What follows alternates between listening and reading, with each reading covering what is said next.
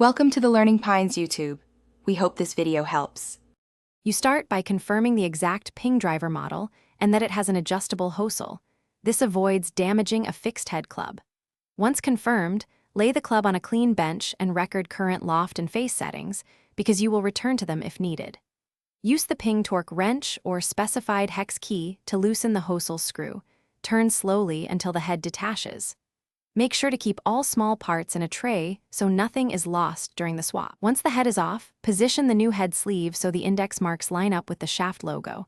This controls face angle and loft. Slide the head onto the adapter until it seats fully, then finger tighten the hosel screw to hold alignment.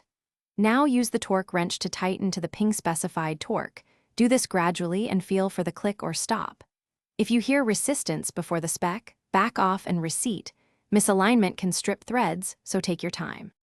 Finish by confirming loft and face angle visually or with a digital app, then tighten once more to spec and wipe excess lubricant. You should hit 10 simple shots on a mat or launch monitor, noting ball flight and carry. If shots are left or right, adjust in 1/2 degree or 1/4 setting steps to avoid overcorrection.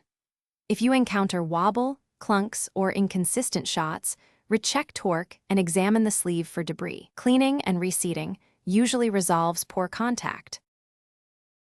Thanks for watching. Consider subscribing if we helped you.